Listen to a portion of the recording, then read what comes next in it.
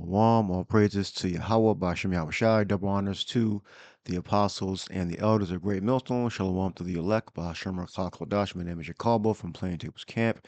This is a soldier of Yahweh, Yahushai. His video is being reviewed by Apostle Tahar, and it talks about Joel 2 and 20. And yeah, this guy here, I watched a few minutes of it already. Yeah, a little while ago. Uh, Him and others have spoken about a ground invasion in Iran. There's going to be a slaughter, but they stopped talking about it. This is a month ago, a month or two ago, actually. So I don't know what they're saying now. Let's hear what they're going to say now. So the Northern Army is, the Americans, the American forces. Apparently the Israeli forces are, I guess, some bill passed, if I'm not mistaken. Now they're kind of merged together on some level. Fact check that. And Iran, the prophecy is in the book of Ezekiel that the Gog and Magog, which is Russia, is going to act as a guard to Persia, which is Iran. All right.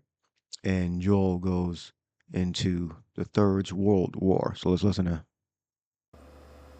And read. But it's pretty much a suicide mission. You know, them, because... Yeah, because this guy has been, he talked about it some months, a month and a half ago, almost 2 months ago, I would say, somewhere in that proximity, that they're going to send in ground troops, and that when he spoke about that, Bibi said no, they're not going to join forces, IDF, to fight on the ground. But he has no problem with U.S. forces fighting on the ground. And when you have ground troops, you have mass casualties. Pursuant to Joel 2 verse 20, they're going to send every troop, that includes women too, you so-called black. You know how many, I don't know, there's hundreds of thousands or even a couple of million black women and black men, Israelite men and Israelite women that are in the forces that's going to go over there to be a permanent part of the soil of the Middle East. Because Jake don't know. See, Jake is busy scoffing on the Israelites. You shouldn't be scoffing on the Israelites. That includes GMS. That includes IUIC, because we do give credit to IUIC. They say a lot of good things. They just don't have 100% truth. We give credit to the ISUBK, but they don't have 100% truth. So what are they going to tell the people when they make chip mandatory? They ain't even talking about that, because they don't think there's going to be a chip that's going to be put out there any goddamn way. If you know what I mean. Okay. Iran is fortified by mountains. So people, how they gonna get the troops in there? Once the troops go over there, they're not coming out. It's pretty much gonna be a death sentence. And troops trying to, get them deployed, or does this mean we're going to try to do amphibious land? The Senate ain't doing a mother effing thing. The Congress ain't doing a mother effing thing. You military, active military generals, you ain't doing a damn thing. You watching a slow motion 1,000-car accident, man. And you had the power to prevent it. You let a madman come into this seat and bring it to the brink of utter destruction.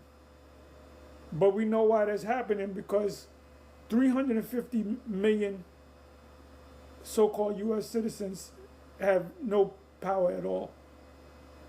There's a few men on the top, the elite of the elite. Let me just put it to you that way. The reason why this man ain't out of there, pursuant to the 25th Amendment, Read that if you don't know what I'm talking about. Not explaining everything to you. Somebody could put it up in the chat if they like to, or you can look it up yourself. Because the elite of the elite, they don't want, they said this man go, as soon as they say he's out of there, guess what? He's gonna be out of there. If they say he's out of there, they're gonna make a phone call, boom, he's out of there. But they don't want him out of there. They want him in there. And you know, you got the MAGA people, which means magic. There's a spell on them that they're with this guy no matter what he do, no matter what stupid thing he does. And let's face it, so-called U.S. citizens are clueless. They're just fucking clueless. If you had any brains, any smarten up, you would say those Hebrew Israelites, they're telling the truth. And I'm talking about I'm not talking about Jake, because Jake is stupid any fucking way. So forget about fucking Jake. But you Edomites can't see it, and you're smarter than Jake. What I mean by that, the children of this world is wiser in their generation than the children of light, meaning you know what's going on. As soon as they make that man, the C-ragamuffin, not the C-ragamuffin, the MOTB mandatory, you're gonna protest against it. You niggas ain't gonna protest against it because you don't know what it's all about. Because you don't go in the book of Revelation. You don't go into prophecy. Your black ass just go to church. That's all you do. You just go to church. Don't know the script. Don't know the scriptures. Don't know the prophecies. And then you got these NGGs and niggas whatever talking a mess against Israel. You an Israelite, man. So we don't give a damn about you. Let's listen on. Please forgive me for cutting in. And I did go to Google, and you know what I'm going to ask. Yeah. Isaiah 19:14, the Lord hath mangled a perverse spirit in the midst thereof, and they have caused Egypt to err in every work thereof, as a drunken man staggereth in his vomit. So when Esau sets his hand to do things, he's going to get lackluster results. He's going to make mistakes. He's not going to accomplish the full force of what he set out to do. I'm going to focus on air. 85, 82, I think I have it up. Yeah. Fa'ah. And to me, it's like to make a mistake, to wander off of the path, stagger, wander of the mind, sin, mislead, err. All right, wander out of the way. So you try to go one way, but you end up going another way because of the force that's against you, or your calculations are incorrect or mistakes. Prophecies, and I filter it through the Google or the AI or the chat. It all leads back to the same scriptures, the same thing. All these Jeremiah 49, 50, 51, Isaiah 13, Isaiah 14, Isaiah 34, just to name a few. Joel 2, Joel 3, Ezekiel 38, Ezekiel 39, and Revelation, Daniel 7, Daniel 2. It's all the same thing, the same event. It's not a bunch of different, well, in Jeremiah 50, it says this now, and Daniel 7 is something completely different. No. Yeah, that's what people think. They think, oh, this prophecy means that. And this prophecy came to pass, but this one didn't. And they talk about the same event.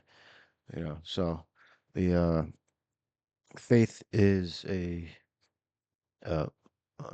unlimited power gift, and unbelievers, they're angry that we simplified it. And it's because they don't get it. They believe that this world is it. This is not it. This world is coming to an end. Meaning America, the power structure, the so-called white man being the authority this is not going to last forever. It's going to come to an end.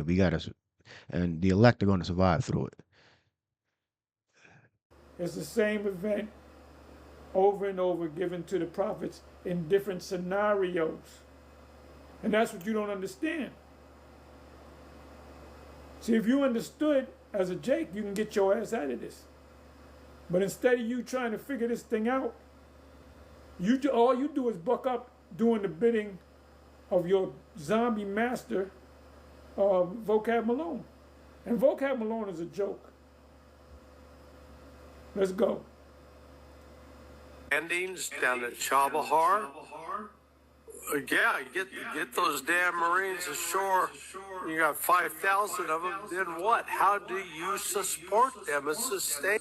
And these military men, like Kissinger said, he was right.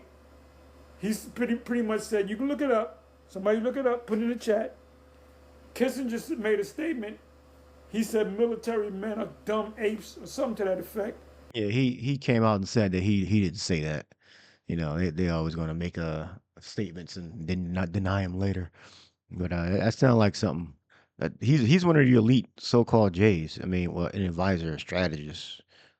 I don't know how he got to that position, but I'm sure it's a history on it.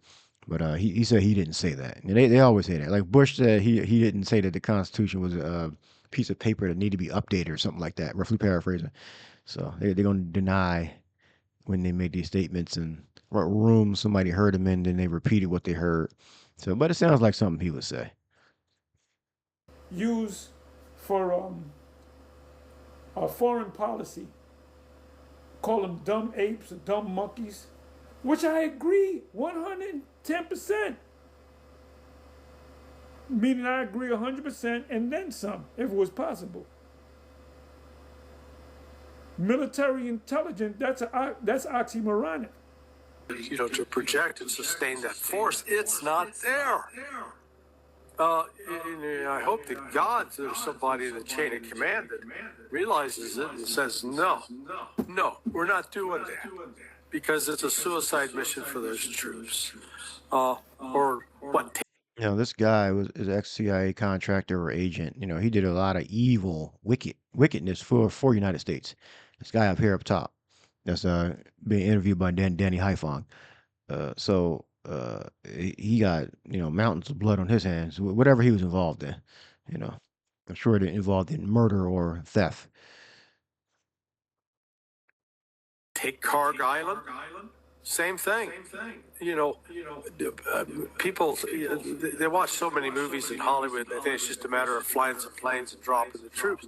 How many, I don't even have a clue how many troops you'd need to, quote, secure Carg Island. I think somewhere in the order of 2,000. When you look at 2,000, you gotta say, okay, how do we get them there? Well, if you're gonna bring them via plane, the C-130 can only 2,000 troops is a drop in the bucket. Remember what Nero said? This is only going to be a 3-week mission. Because he did what he did in Venezuela, and he figured he was going to do this. 2,000 troops moving. I guess the point he's trying to make is moving 2,000 troops onto an island. So if he come bring in by air, he's probably about to say the C-130 doesn't hold 2,000 troops, something like that. Then he might give let's go by the sea. Then it's going to be a danger doing that. Got mines. Missiles could hit it, destroy it. So you have to pound the defenses with air power. It's the only thing they can do that are on the mainland. And then, sneak multiple planes through. Let's see what he's going to say. Same thing in Iran. Very big mistake. Only hold 92 combat loaded soldiers. He's just making an example, like how Carg Island, it would take roughly around, and he's just guesstimating. It'll take roughly around 2,000 troops for that. And then one of these planes can only hold, 90? The smaller one can only hold about 90, and then the bigger one, the C-12, can hold. Just what I said. Yeah. 30, season 17, bigger plane. You hold about it. over 2,000 soldiers, you're going to need, close to 20 flights of C-17s. I mean, so just Or you can get multiple planes that come through. And yeah, what he's saying is it's just a bad idea. Like if you're going to do this for this island, you got to commit.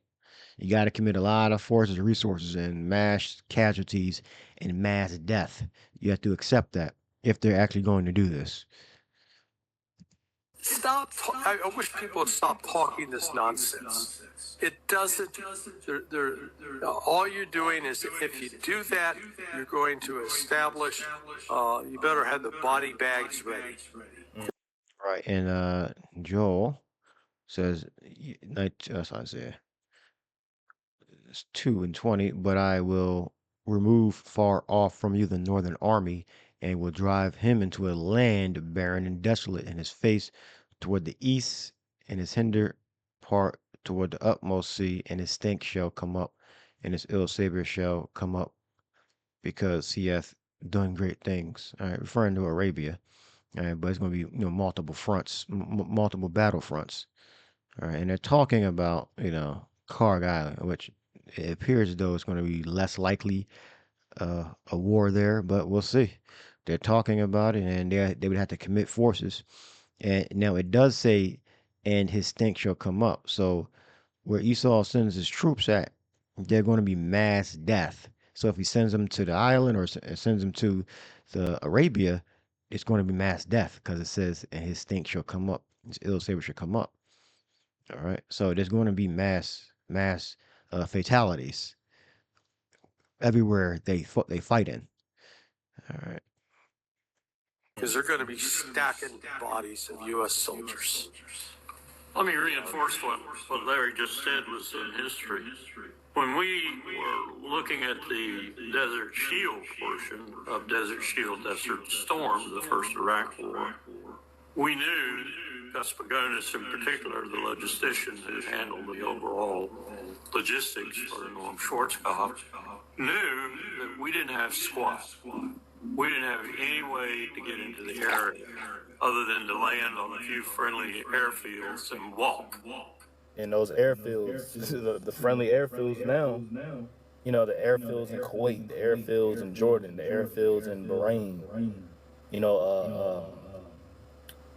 I'm not sure if I said Jordan already. Yeah, Jordan, Qatar, Bahrain. Right, those are all allies of the U.S., which the Iran military or Air Force drones, they can hit them places. So, what this Nero did was something really stupid. But really, he didn't do nothing stupid because this is the Most High's doing it any damn way. All these various different, all these various different places. Saudi Arabia, Iran has been consistently striking. I don't know if the elder mentioned, the young up-and-coming elder mentioned Kuwait. And where they were set up, Desert Storm, they were in the desert. They were in Havilah, ancient Havilah, with their back, the Red Sea was to the back of them.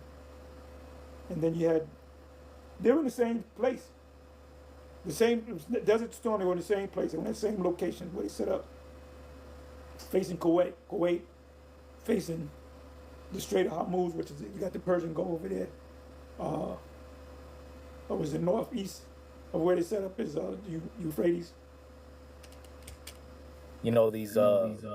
These U.S. bases, and all they got to do is just continually keep striking the same bases over and over and over and over and over and over again. And the thing about the American military is that their weaponry is, and they have the ability. The people of Iran, they have the ability to totally annihilate Israel.